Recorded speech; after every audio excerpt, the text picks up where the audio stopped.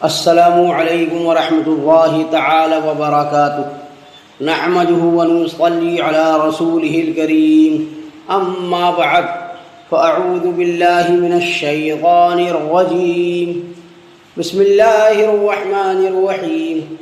حصول برکت کے لیے ایک بار درود شریف پڑھ لیجئے.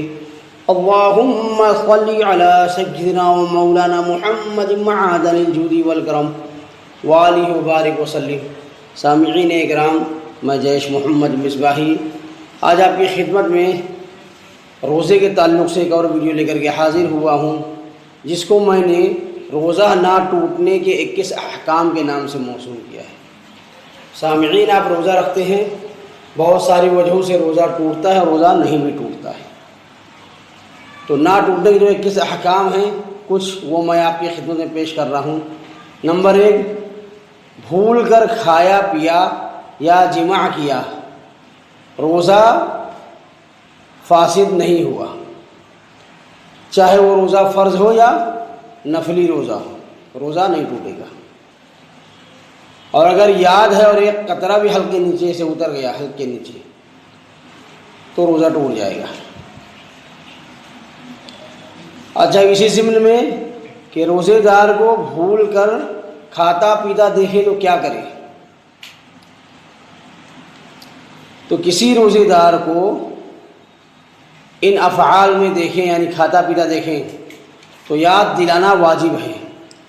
ہاں، روزے دار بہت ہی کمزور ہو کہ یاد دلانے پر وہ کھانا چھوڑ دے گا، جس کی وجہ سے کمزوری اتنی بڑھ جائے گی کہ اس کے لیے روزہ رکھنا ہی دشوار ہو جائے گا، اور اگر کھا لے گا تو روزہ بھی اچھی طرح پورا کر لے گا اور دیگر عبادتیں بھی بخوبی ادا کر سکے گا. اور چونکہ بھول کر کھا پی رہا ہے، اس لیے اس کا روزہ تو ہو ہی جائے گا، ٹوٹے گا نہیں. لہذا اس صورت میں یاد نہ دلانا ہی بہتر ہے. اچھا، بعض فقہا فرماتے ہیں جو ان کو دیکھے تو یاد دلا دے، اور بوڑھے کو دیکھے تو یاد نہ دلائے. یاد نہ دلانے میں حرج نہیں، مگر یہ حکم اکثر کے لحاظ سے ہے، کیونکہ جوان اکثر قوی یعنی طاقتور ہوتے ہیں، اور بوڑھے زیادہ تر کمزور ہوتے ہیں. چنانچہ اصل حکم یہی ہے کہ جوانی اور بڑھاپے کو کوئی دخل نہیں ہے، بلکہ قوت و ضعف یعنی طاقت اور کمزوری کا دخل ہے، لحاظ ہے.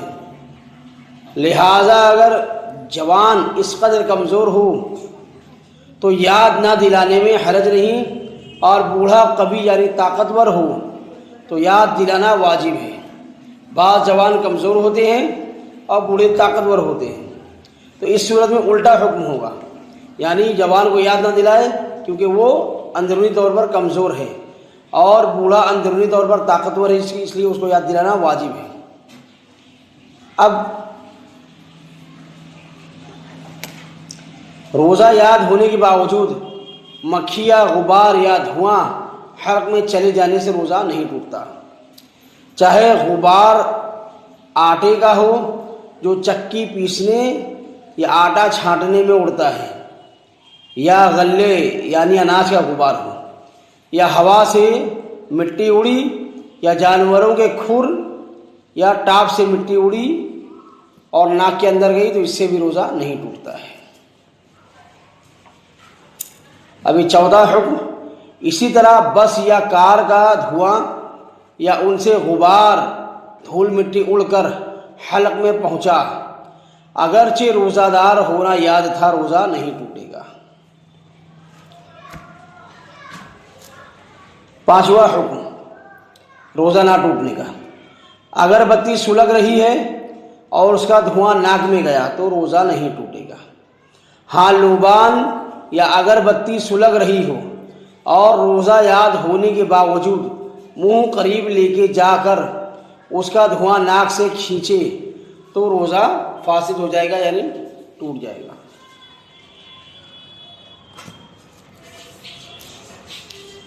نمبر 7، غسل کیا اور پانی کی خنکی مطلب ٹھنڈک اندر محسوس ہوئی جب بھی روزہ نہیں ٹوٹے گا.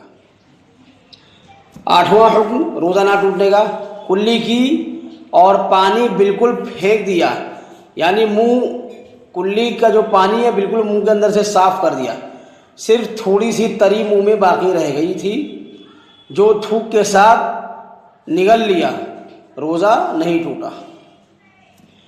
روزہ نہ ٹوٹنے کا 9واں حکم، دوا کوٹی اور حلق میں اس کا مزہ محسوس ہوا، روزہ نہیں ٹوٹا۔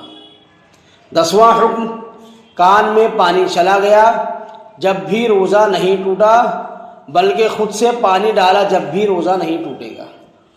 ہاں کان کا پردہ پھٹا ہوا ہو تو کان میں پانی ڈالنے سے حلق کے نیچے چلا جائے گا اور روزہ ٹوٹ جائے گا، کان کا پردہ پھٹا ہونے کی صورت میں۔ تنکے سے کان کھجایا اور اس پر کان کا میل لگ گیا، پھر وہی میل لگا ہوا تنکا کان میں ڈالا، اگرچہ چند بار ایسا کیا جب بھی روزہ نہیں ٹوٹا۔ روزہ نہ ٹوٹنے کا 12واں حکم، دانت یا منہ میں معمولی سی چیز ہے کہ لعاب کے ساتھ خود ہی اتر جائے گی اور وہ اتر گئی، روزہ نہیں ٹوٹے گا۔ 13واں حکم، تل یا تل کے برابر کوئی چیز چبائی اور تھوک کے ساتھ حلق سے اتر گئی تو روزہ نہ گیا، مگر جب کہ اس کا مزہ حلق میں محسوس ہوتا ہو تو روزہ جاتا رہا۔ تھوک یا بلغم منہ میں آیا پھر اسے نگل لیا تو روزہ نہ گیا۔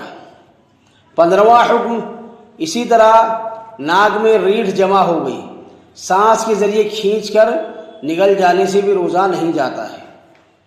کچھ لوگ ناک کی ریڑھ کھینچتے ہیں تو اس سے روزہ نہیں ٹوٹے گا۔ روزہ نہ ٹوٹنے کا 16واں حکم، دانتوں سے خون نکل کر حلق تک پہنچا مگر حلق سے نیچے نہیں اترا تو روزہ نہ گیا۔ 17واں حکم، مکھی حلق میں چلی گئی، روزہ نہیں گیا، اور قصدن یعنی جان بوجھ کر نگلی تو روزہ چلا گیا۔ 18واں حکم، بھولے سے کھانا کھا رہے تھے، یاد آتے ہی لقمہ پھینک دیا، یا پانی پی رہے تھے، یاد آتے ہی منہ کا پانی پھینک دیا تو روزہ نہ گیا، اگر منہ میں کا لقمہ یا پانی یاد آنے کے باوجود نگل گئے تو روزہ چلا جائے گا۔ روزہ نہ ٹوٹنے کا 19واں حکم، صبح صادق سے پہلے کھایا یا پی رہا تھا اور صبح ہوتے ہی یعنی سحری کا وقت ختم ہوتے ہی منہ میں کا سب کچھ اگل دیا تو روزہ نہ گیا، اور اگر نگل لیا تو جاتا رہا۔ بہت سارے لوگ کیا کرتے ہیں سامعین اکرام کہ اذان ہو رہی ہے اور کھا پی رہے ہیں، وہ خود فقی بن جاتے ہیں کہ اذان ہو رہی تب بھی سحری کر سکتے ہیں۔ تو یاد رکھیے اذان ہو رہی ہے اور آپ کھا پی رہے ہیں تو آپ کا وہ بھوکا پیاسا دن بھر رہنا بیکار ہے، کیونکہ آپ کا روزہ وہ برباد ہو گیا، آپ کا روزہ وہ ہوگا ہی نہیں۔ اچھا 20واں حکم، کسی کی غیبت کی تو روزہ نہیں گیا، اگرچہ غیبت سخت کبیرہ گناہ ہے۔ قرآن مجید میں غیبت کرنے کی نسبت فرمایا جیسے اپنے مردہ بھائی کا گوشت کھانا، اور حدیث پاک میں فرمایا گیا ہے غیبت زنا سے بھی زیادہ سخت ہے۔ تو غیبت کی وجہ سے روزہ تو نہیں جاتا ہے، لیکن روزے کی نورانیت یہ جاتی رہتی ہے، ختم ہو جاتی ہے۔ اب روزہ نہ ٹوٹنے کا 21واں حکم، یعنی اس ویڈیو کا آخری حکم، جنابت یعنی غسل فرض ہونے کی حالت میں صبح کی، بلکہ اگرچہ سارے دن جنوب یعنی بے غسل رہا روزہ نہ گیا۔ ہاں دن بھر بے غسل رہنے کی وجہ سے نماز وغیرہ چھوڑا تو اس کی وجہ سے گنہگار ہوا، لیکن روزہ اس کا ہو جائے گا۔ مطلب انسان اگر ناپاکی حالت میں روزہ رکھ لے تو بھی اس کا روزہ ہو جائے گا، لیکن دن بھر ناپاک رہنے کی وجہ سے نماز وغیرہ چھوٹی، اس وجہ سے وہ گنہگار ضرور ہوگا۔ تو سامعین اکرام، حدیث شریف میں جنوب کے بارے میں ہے کہ جس گھر میں جنوب ہو یعنی بے غسل انسان ہو جس پر غسل فرض ہو تو اس گھر میں رحمت کے فرشتے نہیں آتے ہیں۔ تو سامعین اکرام، آج کی میری ویڈیو یہیں پر مکمل ہوتی ہے۔ انشاءاللہ العزیز اگلی ویڈیو میں پھر آپ سے ملاقات ہوگی۔ السلام علیکم ورحمۃ اللہ تعالی وبرکاتہ۔